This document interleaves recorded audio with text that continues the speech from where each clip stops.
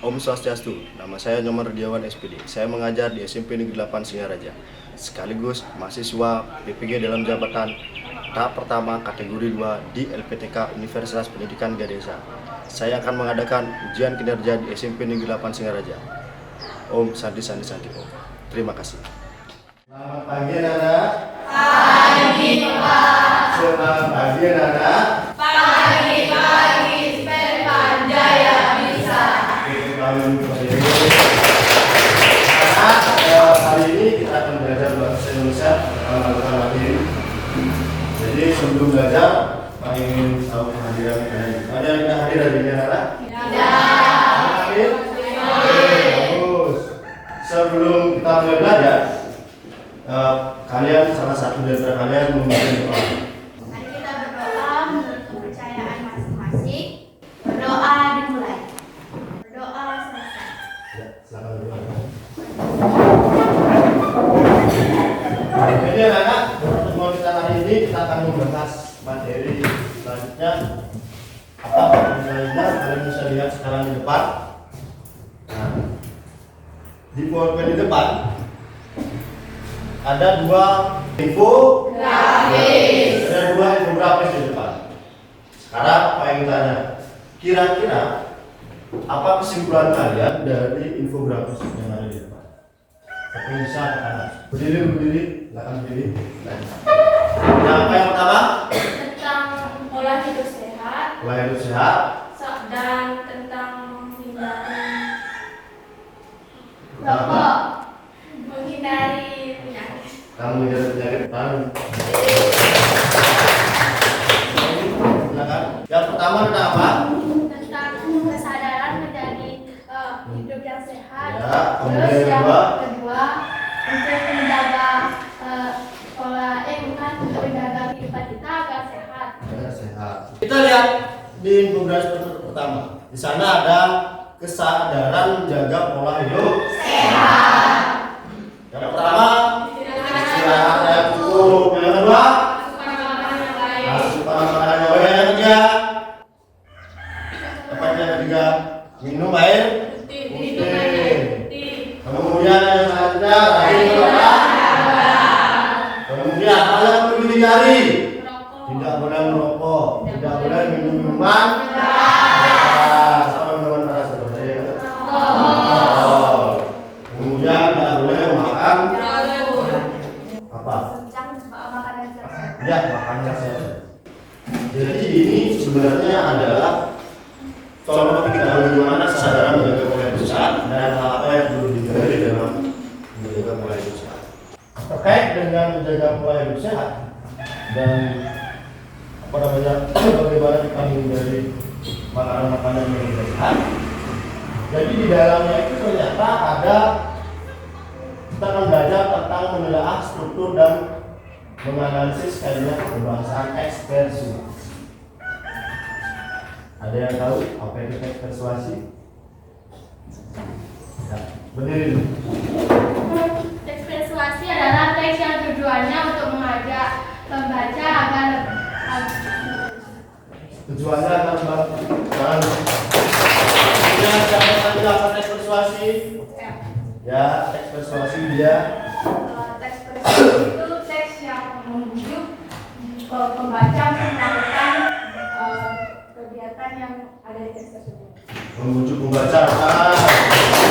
Terus lain Bayu berdiri. Teks yang ditujukan untuk menarik perhatian rakyat umum. Ya, menarik perhatian rakyat umum gitu. Ada lagi masa berdiri. Teks persuasi itu teks yang memiliki kalimat ajakan untuk mengajak si pembaca mengikuti keinginan sang penulis. Ya, terus kan. Tadi sudah ada beberapa yang menjawab bahwa teks persuasi sebenarnya adalah ajakan. Yang kita bahas sekarang adalah bagaimana strukturnya dan bagaimana kaidah kebahasaan dari teks persuasi. Pada pertemuan pertama kita akan membahas tentang struktur dan kaidah pembahasan teks persuasi. Sebelum membahas struktur dan kaidah pembahasannya, kita akan fit test dulu. Jadi kalian semua sudah membawa HP anak? Ya. tujuannya, kemudian request-nya dilihat di word.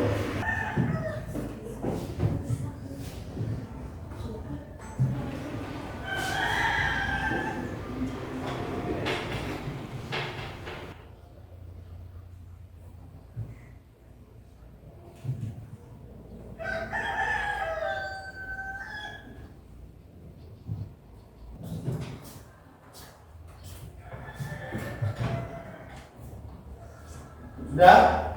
Sudah. Sudah dijawab?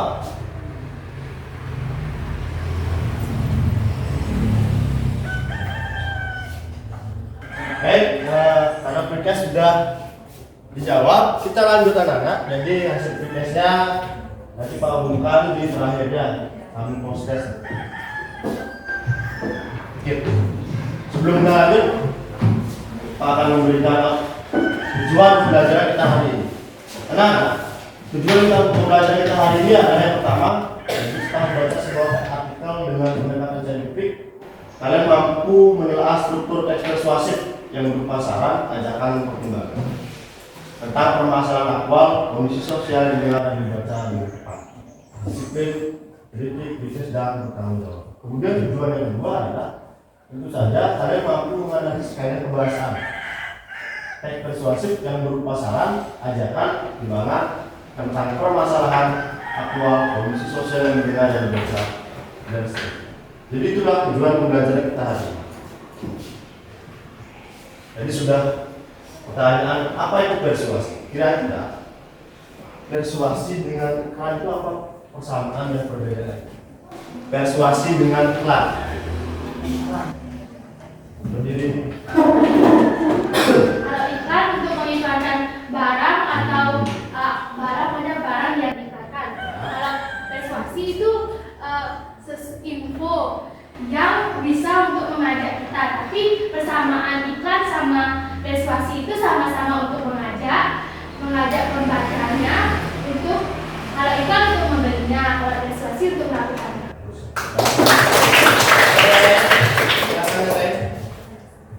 Persuasi, di mana kalian biasanya menemukan teks persuasi? Bayu diri. Biasanya di iklan, poster ataupun di TV. Iklan, poster atau di TV bagus sekarang. Apa contoh dari teks persuasi? Satu saja. Satu kalimat dari teks persuasi. Oke, siapa yang saya sendiri?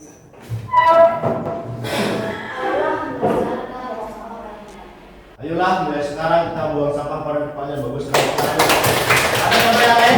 Yang bisa contoh teks persuasi. Tadi kan sudah dijawab bahwa teks persuasi itu apa? Ajakan. Supaya apa? Supaya orang yang membaca dia melakukan sesuatu yang diinginkan oleh penulis. Contohnya dia apa? Selain membuang sampah pada tempatnya, apa lagi? Yang tadi tentang kesehatan. Ya, berdiri. Ya, hindari makanan. Ayo kita hindari makanan cepat saji. Bukan hindari ya. Jangan terlalu sering makan. Apa contoh makanan cepat saji? Angkat tangan dulu. Baru menjawab. Bayu. Seperti makanan yang mengandung pengawet ataupun mengandung banyak minyak, seperti misalnya burger atau snack yang biasa dijual di mana-mana. Ya, itu ada saya juga. Yang saya kenal, contohnya misalnya mereknya pisang goreng, ayam goreng, kemudian ciki yang ada di warung.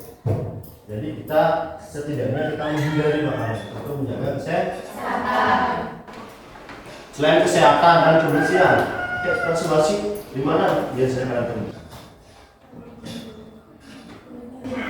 Di mana? Di politik contohnya apa?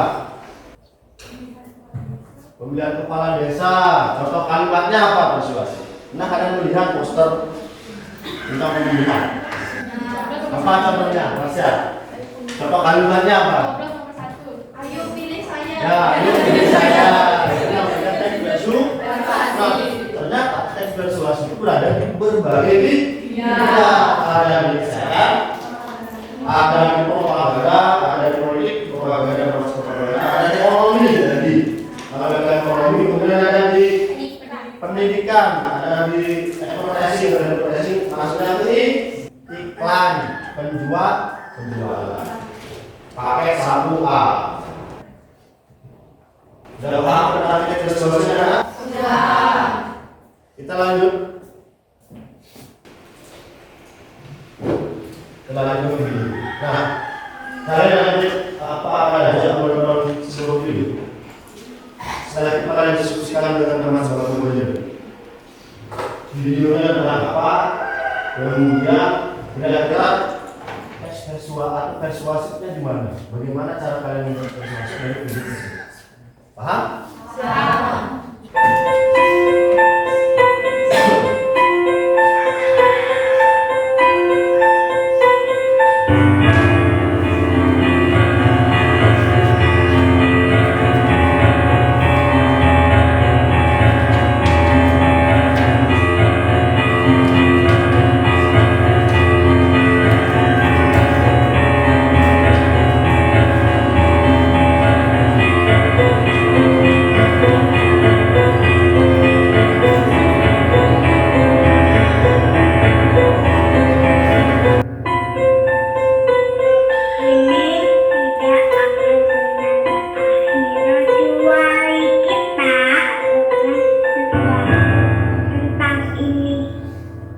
Silakan coba didiskusikan. Kira-kira videonya bisa?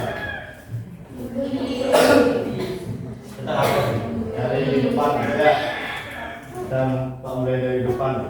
Dari depan videonya tentang apa? Bullying. Tentang bullying. Tentang bullying itu apa? Kekerasan agresif.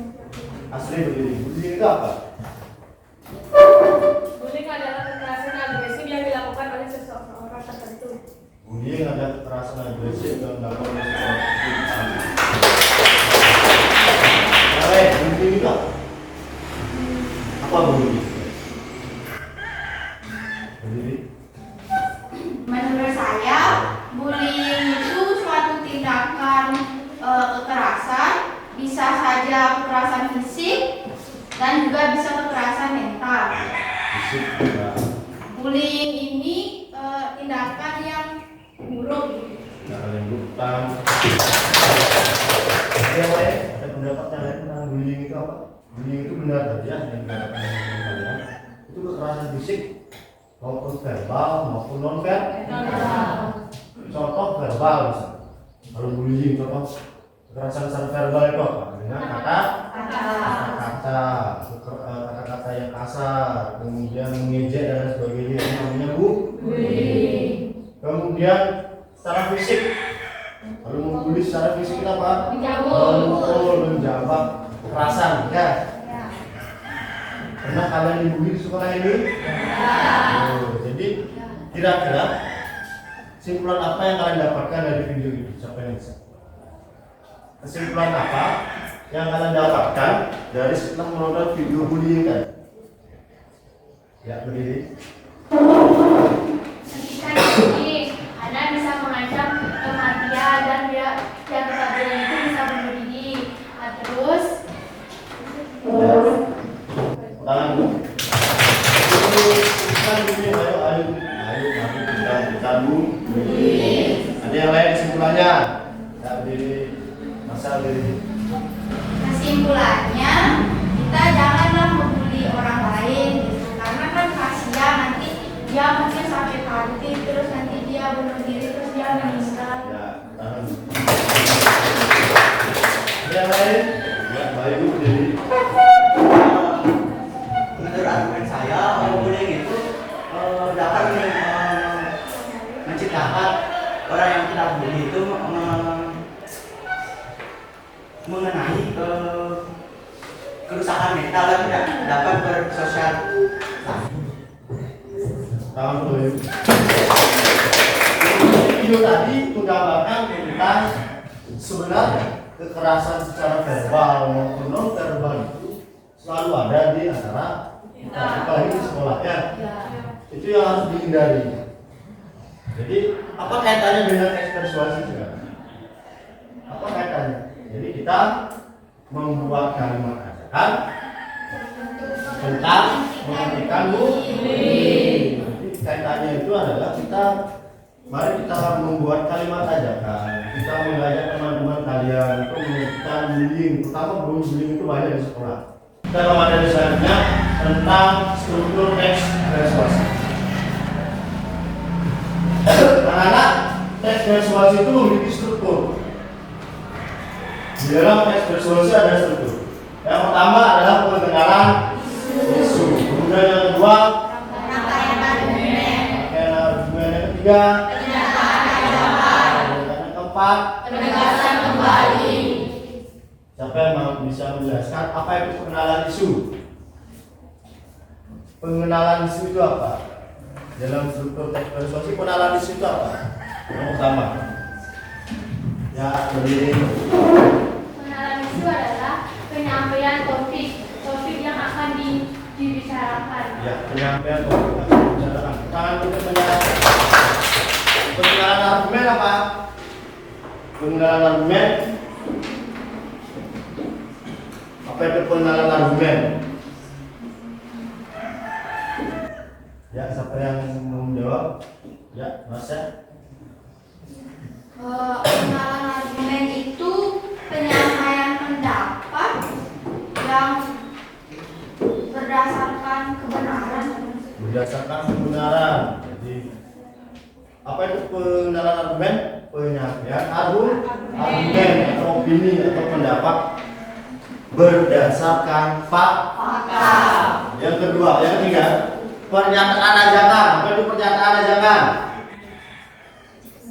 Ya, berdiri. Dorongan supaya mengajak pembaca melakukan sesuatu. Dorongan supaya mengajak pembaca melakukan sesuatu bahasa depan. Penegasan kembali. Penegasan kembali itu apa? Apa kira-kira? Ya ini Jessica. Penegasan kembali adalah penegasan atas pernyataan-pernyataan yang sebelumnya yang telah di Ya, penegasan terhadap pernyataan-pernyataan sebelumnya yang sudah disampaikan. Jadi kalian sudah memahami apa itu struktur teks persuasi dari pengenalan isu, pengenalan argumen, pernyataan ajakan, dan penegasan kembali. Kemudian selanjutnya kaidah kebangsaan. Kalian bisa baca. Di dalam teks persuasi ada kaidah kebangsaan. Yang pertama, akan di belakang, namanya siapa? Ya, nanti Dewi berdiri dulu. Yang pertama, silakan baca. Kata ajakan dan rujukan. Kata ajakan dan rujukan. Apa contohnya? Ayo, Mari. Siapa yang pernah diajak oleh temennya? Siapa yang pernah diajak? Diajak ngapain? Diajak ke pantai misalnya. Yuk ke pantai yuk. Siapa yang pernah diujuk? Diujuk oleh siapa? Orang tua atau apa? Biar ikut les. Ini les yuk supaya pintar. Yang kedua, berdiri. Ya. Di dalam teks kebahasaan itu siapa? Kata teknis atau istilah. Apa itu kata teknis? Kata yang digunakan untuk menggambarkan sesuatu agar lebih mudah. Ya, kata yang digunakan untuk menggambarkan sesuatu agar lebih mudah. Ya, depan. Yang ketiga apa? Konjungsi kausal. Ya, konjungsi kausalitas itu apa? Apa konjungsi? Kausalitas. Kausalitas sebab akibat. Kata hubung sebab akibat. Kemudian selanjutnya belakang. Diri dulu nama. Kata perujukan. Kata perujukan contohnya apa? Oh, iya, kamu. Iya, mereka. Kemudian asli. Kata mereka. Kata berjalan. Contohnya apa?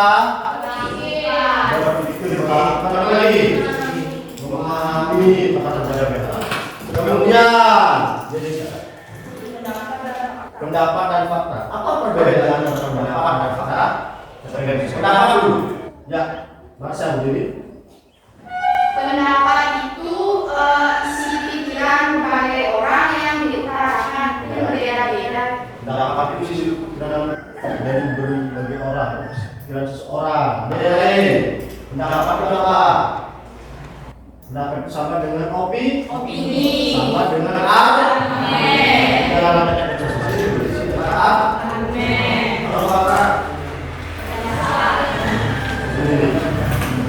Fakta merupakan sebuah kenyataan. sebuah kenyataan.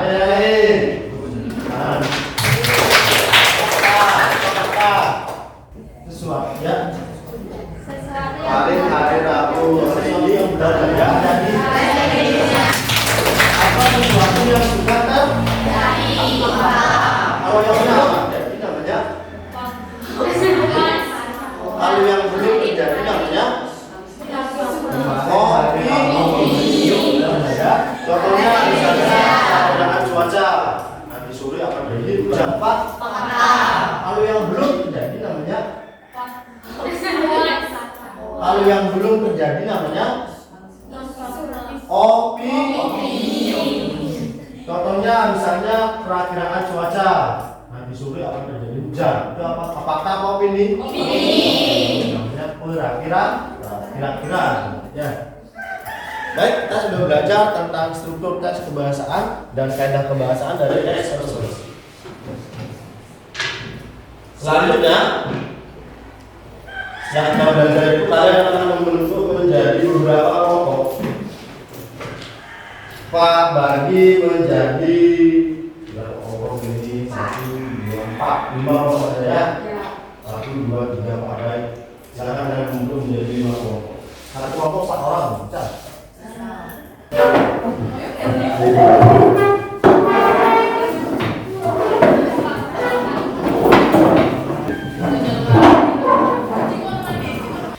Anak-anak, kalian sudah membentuk kelompok. Di dalam kelompok itu Pak sudah kasih LKPD buat kerja. Jadi kalian tolong kerjakan latihan soal yang pertama. Perhatikan latihan soal yang pertama. Di sana ada petunjuk pembelajarannya, kemudian di halaman selanjutnya ada latihan soal. Baca dulu artikel yang ada di sana. Ya? Setelah kalian membaca artikel, kalian menentukan struktur teks persuasi, pengenalan isu, rangkaian argumen, pernyataan ajakan, penegasan. Ya. Kemudian setelah itu kalian mencari tentang kebangsaan dari teks paragraf pertama kebahasannya apa saja. Paragraf kedua apa saja. Ya, paham? Ada pertanyaan? Silakan dikerjakan secara berkelompok.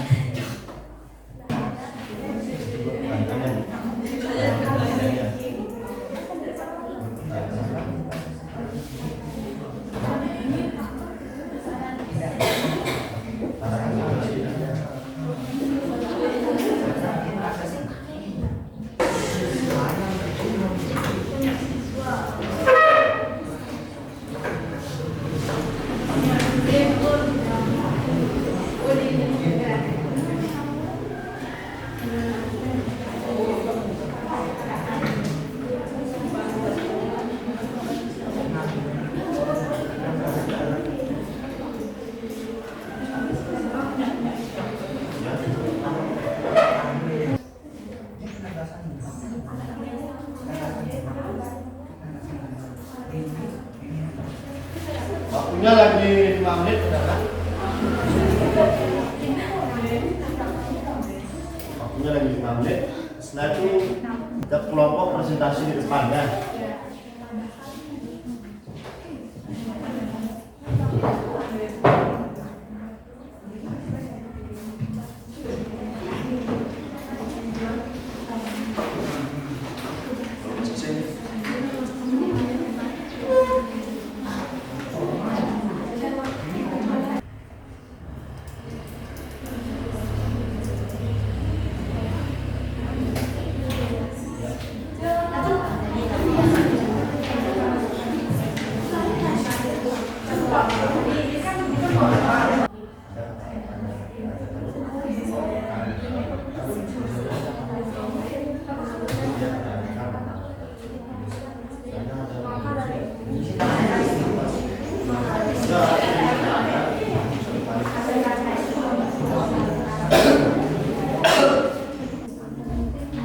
Udah ya?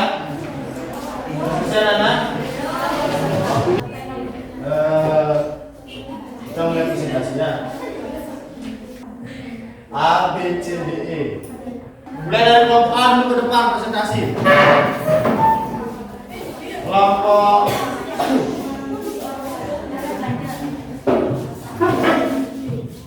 pertanyaan. Om Swastiastu.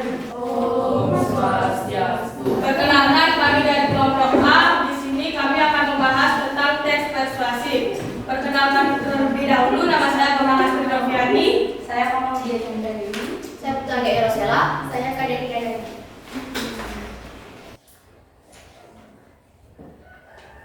Struktur tes persuasif yaitu ada pengenalan isu, rangkaian argumen, pernyataan ajakan, dan penegasan ulang. Yang pertama, penegasan isu pengenalan isu ada di paragraf 1, yaitu belajar sangat penting karena menjadi modal untuk masa depan siswa itu sendiri.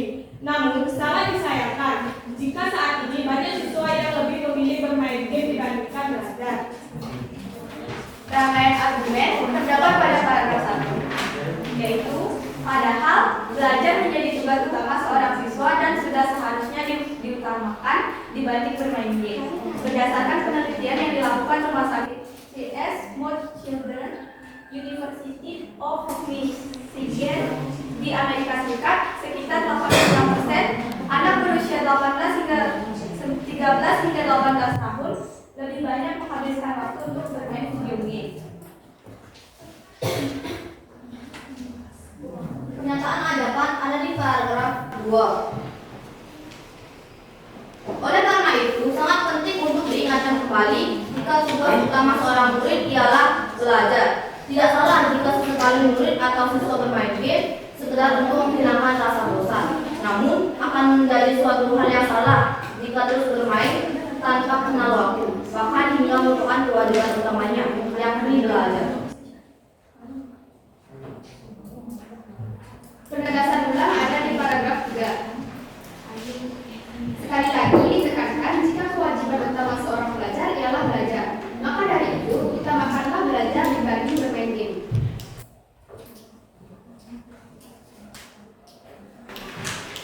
Kaidah kebahasaan teks persuasi pada paragraf 1 terdapat konjungsi kausalitas, yaitu akibatnya konsentrasi murid menurun dan bisa berdampak pada prestasi dan nilai akademiknya. Konjungsi kausalitasnya itu yaitu akibatnya. Pada paragraf kedua terdapat konjungsi kausalitas, yaitu oleh karena itu sangat penting untuk diingatkan kembali jika tugas utama seorang murid ialah belajar. Konjungsi kualitasnya yaitu oleh karena itu. Konjungsi kausalitas. Ya. Sekian presentasi dari kami, maka kami persilakan kepada kelompok yang ingin bertanya. Ada kelompok yang bertanya? Siapa yang mau menanggapi? Ya, Esa sendiri. Sebelumnya sudah salah dan kami kelompok saya sudah memahami. Kalau untuk pembahasannya dari Jadi tentang struktur pembahasannya juga sudah Pak. Jadi itu presentasi dari teman kalian kelompok A. Silakan kasih tepuk tangan dulu. Sekian presentasi dari kami. Mohon maaf jika ada kata-kata yang salah. Kami tutup dengan para sakti. Om Sakti Sakti Sakti Om. Selanjutnya kelompok apa ya? D. Kelompok D. Yang lain bertanya. Ya, pertanyaan. Jessica bertanya. Kurang pengajar 5. Om Swastiastu. Kami dari kelompok D akan mempresentasikan hasil diskusi kami. Pertama, perkenalkan saya Marsha. Saya Riko. Saya Pada Febriana. Pertama, saya akan membacakan pengenalan isu dari teks yang diberikan oleh Pak Rido. Pengenalan isu. Banyak siswa yang memilih untuk bermain game daripada menghabiskan waktunya untuk belajar. Kalimat tersebut berada pada paragraf pertama. Lalu yang kedua ada rangkaian argumen. Sangat disayangkan jika saat ini banyak siswa yang lebih memilih bermain game dibanding belajar. Kalimat tersebut berada pada paragraf pertama. Pengertian ajakan. Pernyataan ajakan terdapat pada paragraf ketiga, yaitu sekali lagi ditekankan jika kewajiban utama pelajar ialah belajar, maka dari itu utamakanlah belajar dibanding bermain game. Kaidah kebahasaan. Paragraf 1. Kata kerja mental yaitu disayangkan.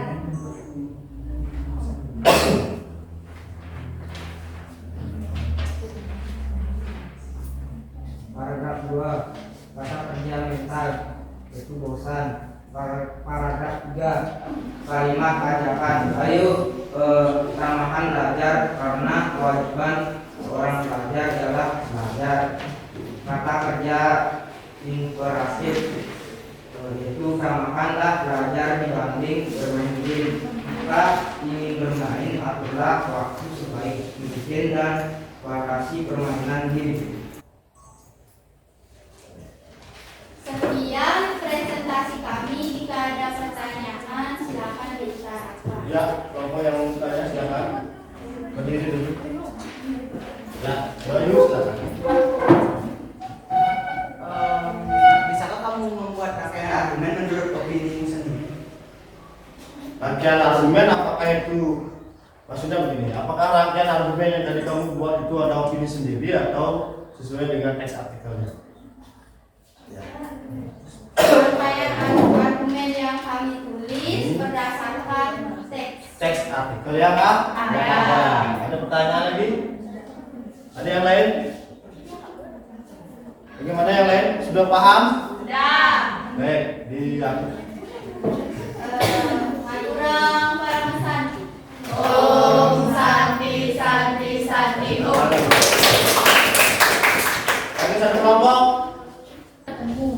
Kalau paragraf ketiga ajakannya itu oleh karena itu ditekankan jika kewajiban utama seorang pelajar ialah belajar, maka dari itu utamakanlah belajar dibanding bermain game. Jika ingin belajar, gunakanlah waktunya selama 30 menit dan sisa waktu itu digunakan untuk belajar. Ya, dari kami.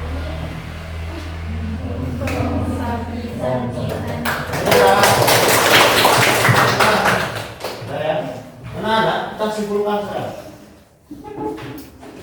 Kesimpulan kita hari ini adalah bahwa kita tadi belajar tentang struktur teks persuasi. Mulai dari apa saja? Pengenalan isu. Rangkaian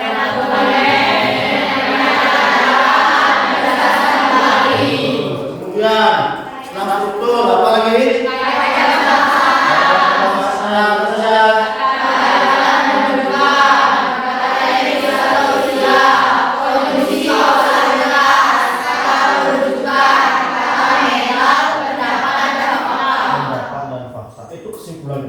bahwa kita sudah belajar dua hal dari teks persuasi. Tentang strukturnya, kemudian tentang kaidah kebahasaan. Emoticon ini tentang perasaan kalian hari ini. Sudah ditempel. Tentang perasaan kalian hari ini ya. Ini.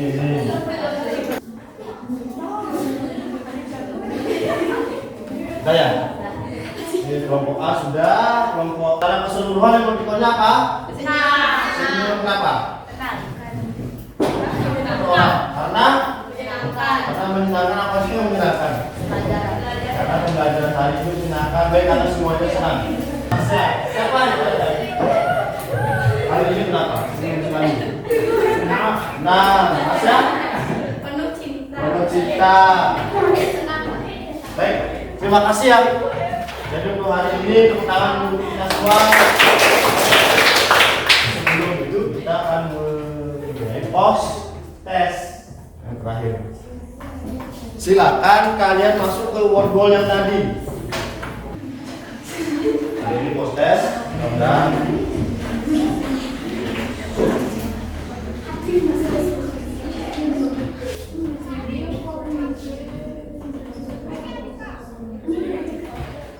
Kalian sudah melakukan post test dengan baik, jadi hasilnya meningkat dibandingkan dengan quiz test tadi.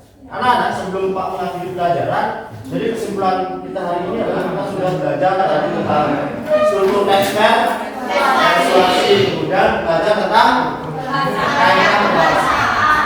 Untuk minggu depan kita akan belajar bagaimana cara menulis teks persuasi. Itu untuk pertemuan kita dulu. Baik, Pak akhiri karena tadi kita berdoa, jadi mengakhirinya juga berdoa. Saya minta dari Pak saya yang memimpin, saya minta biasa saja siapa? Iya, memimpin doa.